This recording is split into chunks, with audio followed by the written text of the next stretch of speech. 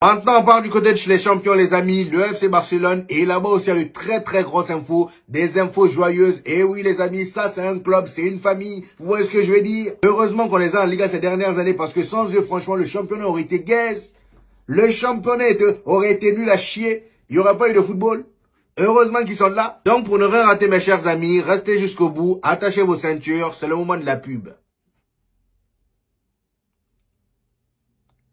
On commence directement par notre cher Wojciech Szczęsny qui s'est un peu confié lors de la célébration du titre par le FC Barcelone. Et franchement, pour le coup, dans sa déclaration, il a été très très touchant. Écoutez ce qu'il dit. Il dit « Je ne suis clairement plus au niveau de l'élite européenne. Il m'est beaucoup plus facile d'accepter qu'une personne soit tout simplement bien meilleure que moi. J'adore soutenir Juan Garcia. C'est étrange à voir et cela me ramène à la réalité. Mais c'est la première fois que je joue avec un gardien aussi nettement supérieur à moi. Il est honnête. Il n'y a pas de guerre d'ego, il n'y a pas de guerre. Hein? Il dit, je crains que ceux qui ne jouent pas d'habitude ne soient obligés de jouer mercredi. Et il termine en disant, d'ailleurs, j'ai la bouche sèche parce que ma nicotine me manque depuis la mi-temps. Oui. Juste la mi-temps où il n'a pas fumé là, il était déjà en manque. Petite interview qu'on l'a fait là, il a senti sa bouche sèche. Genre même Wojciech Szczęsny, un fumeur de ban, un fumeur de ganja. Vous vous rendez compte? Le frérot, il est beaucoup plus lucide que nos joueurs. Beaucoup plus réfléchi que le joueur. Des guerres d'ego à tout va. Il n'y a pas d'ego. Wojciech Szczęsny, il est chill. Je ne sais pas si c'est ce qu'il filme qui le rend aussi chill, mais franchement, si c'est le cas, donnez-nous l'adresse. Franchement, donnez-nous l'adresse. Parce que je sens que nos joueurs en ont besoin. Vinicius en a besoin. Il est beaucoup trop tendu. Voilà. Parler beaucoup trop là pendant 90 minutes dans l'oreille des arbitres. Il est beaucoup trop tendu. Il a besoin d'être en compagnie de Wojciech Szczęsny. Franchement. Robert Lewandowski, lui aussi, il s'y est mis, vous-même, voyez, il s'y est mis. Étant donné que Wojciech Szczęsny, c'est sa deuxième saison à FC Barcelone et il a remporté 2 Ligas sur 2, il dit donc à Robert Lewandowski, j'ai 100% de victoire en Liga, j'ai réalisé le 2 sur 2, alors que toi, c'est 75%. Et là, Robert Lewandowski répond au clash, il dit, avec le Bayern Munich, je suis aussi à 100%. Wojciech Szczęsny reprend la parole et il répond pour finaliser en disant, avec Arsenal, je suis à 100%. Mais c'est mon pourcentage de non-victoire. Aïe. Aïe. Franchement, j'aurais pas aimé être à la place d'Arsenal. C'est quel genre de clash, ça? 100% de non-victoire. Donc, en gros, tout le temps qu'il a passé là-bas, c'est 0 trophée. 0. Pas de première ligue. Bref, on a également Rafinha, les amis, qui a fait une petite déclaration vraiment touchante pour Hansi Flick. Et voici ce qu'il a dit. Il dit, pour moi, Hansi Flick est un père. C'est lui qui m'a fait croire en moi à nouveau. Eh ouais. À chaque fois qu'il a l'occasion de bien parler d'Hansi Flick, il le fait. Oui. Il le fait. Et effectivement, Rafinha, on a connu son prime grâce à Hansi Flick sous Xavi. Carrément, les gens voulaient le vendre. Les Barcelonais voulaient le vendre. Vous vous rendez compte? Ça voulait le vendre ou même l'échanger à Nico Williams. Là, maintenant, on est en 2026. Tous ceux qui voulaient le vendre, là, vous êtes où? Répondez. Vous êtes où? Maintenant, on va parler du petit insolent Lamine Yamal qui a décidé de s'attaquer à nous. Je ne sais pas ce qu'on lui a fait. Je sais que c'est une rivalité, mais franchement, on a dit, vas-y doucement. Vas-y doucement. Tu as remporté la Liga. Faut célébrer tranquillement. Pourquoi tu es obligé de t'attaquer à nous à chaque fois? Le frérot, depuis la victoire du FC Barcelone, il fait que nous allumer. Il fait que nous allumer. Le plus drôle de ça, c'est qu'avant même de nous allumer, dites-vous que voilà, il y a cette dame-là, je sais même pas comment on l'appelle, Olivia. Olivia, peut-être, j'ai appris que c'est une artiste, une chanteuse, je ne sais quoi, mais en tout cas, elle était en collaboration avec le FC Barcelone, raison pour laquelle elle était présente. Et il y a plein de personnes qui ont eu l'impression qu'elle était en train de charmer Lamine Yamal, étant donné que voilà, elle le regardait d'une manière, elle était toujours là, se toucher les cheveux en le regardant, lui parlant. Donc il y a des gens qui ont commencé à sentir une ambiance d'amour, vous voyez ce que je veux dire? Et là, on a une conversation des deux qui a fuité, c'est les micros qui étaient à côté qui ont capté la conversation, et voici ce qui s'est dit. Il y a là Olivia qui dit à Lamine Yamal, d'où viens-tu? Et là, Lamine Yamal répond, ma mère est de Guinée équatoriale et mon père est du Maroc. Ensuite, on a Olivia qui répond, oh waouh, incroyable. Qu'est-ce qui est incroyable? Toujours dans l'abus. Juste après ça, ils ont pris une photo, ils ont fait une petite pause. Et on a Lamine Yamal qui lui dit, enchanté de vous rencontrer. Et elle lui répond, enchanté de vous rencontrer aussi, gracias. Voilà, il y avait la tension dans l'air, mais de manière soft. Toujours avec Lamine Yamal, les amis, en termes de palmarès, ça commence à devenir très balèze à seulement 18 ans encore une fois. Le gars déjà à seulement 18 ans, il a plus de Liga que Cristiano Ronaldo. Eh oui.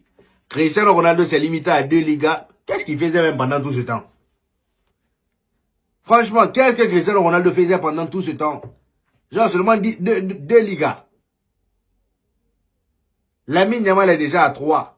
Qu'est-ce qu'il faisait? C'est là on voit que le Real Madrid, même sous l'ère Cristiano Ronaldo, la Liga, c'était pas trop notre truc. Voilà, nous on était plus concentrés sur, comment ça s'appelle, la Ligue des Champions.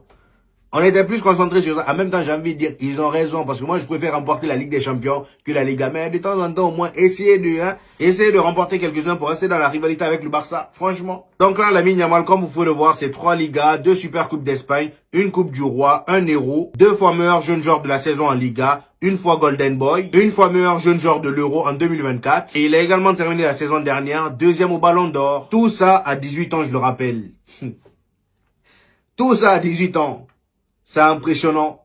Franchement, c'est impressionnant. Comme je vous le disais les amis, à la fin du Classico, Lamine Yamal était en roue libre sur le Real Madrid et sur ses joueurs. Il a d'abord commencé par répondre à Jude Bellingham qui s'était foutu de sa gueule lors du premier Classico. Le Classico qu'on avait gagné là, on pensait qu'on avait remporté le championnat. Ce Classico-là, avant même le jour J, Lamine Yamal avait énormément parlé, il était à la King League, tout ça, vous vous rappelez? Après qu'on ait remporté ce Classico-là, Jude Bellingham avait fait un post où il a envoyé une pique à Lamine Yamal. Il avait tout simplement écrit sous le post, talk is shit, c'est-à-dire parler c'est de la merde. Étant donné que Lamine Yamal avait énormément parlé avant le Classico et ils se sont fait goumer. Sauf que là, avant-hier, le Barça nous tabasse, il devient champion. Lamine Yamal, qu'est-ce qu'il fait? Il s'empresse d'aller sur Instagram, même plateforme où Jude Bellingham s'est foutu de sa gueule. Lui aussi, il a posté une story comme il aime si bien le faire. Et d'après vous, qu'est-ce qu'il a écrit? Talky shit.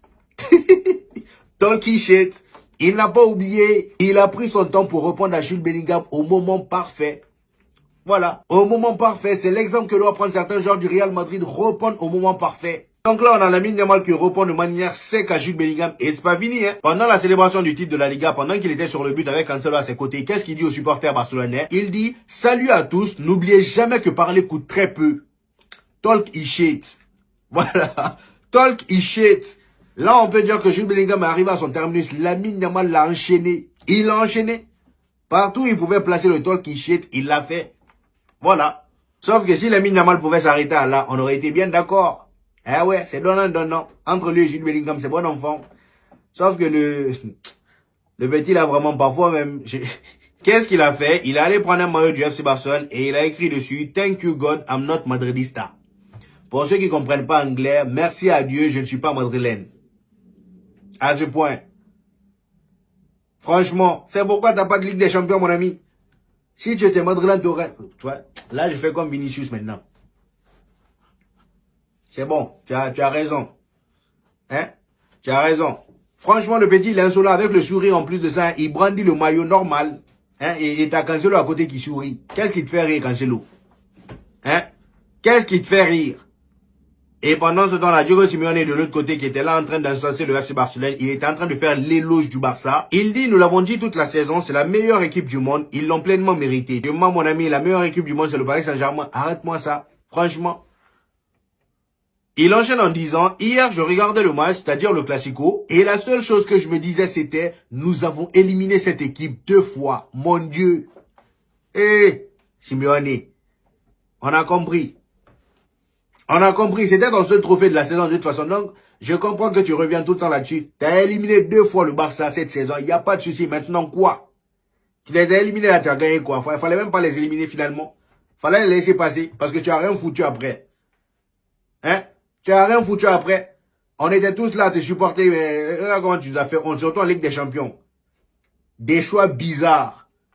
Tu reposes tes joueurs en Liga pendant les matchs de Liga sous prétexte que tu veux les garder à 100% pour la Ligue des Champions, pour qu'ils soient en forme. Finalement, on arrive là-bas, tu sors tes meilleurs joueurs à la 64e minute. Pourquoi? Je sais pas. Voilà. Et quand c'est pour venir faire les éloges du Barça, tu viens nous dire, oh, c'est la meilleure équipe du monde. C'est pas la meilleure équipe du monde, c'est le Paris Saint-Germain. Voilà. Si c'est pour toi te mettre en valeur, étant donné que tu les as éliminés, tu peux le faire. Mais franchement, tu mens. Tu mens. Bref, c'est tout pour aujourd'hui les amis. J'espère que vous avez kiffé la vidéo. Dites-moi en commentaire ce que vous en avez pensé. J'hésiterai pas à vous répondre comme d'habitude. N'oubliez pas le petit pouce bleu qui fait toujours plaisir les gars. Ça aide au référencement. Pour tous ceux qui viennent de découvrir cette chaîne, ici on fait des vidéos débriefs des matchs du FC Barcelone et du Real Madrid. Et quand il n'y a pas de match, on fait des vidéos actualité. Donc abonnez-vous pour ne rien rater. Et on se dit au prochain épisode les gars. Peace!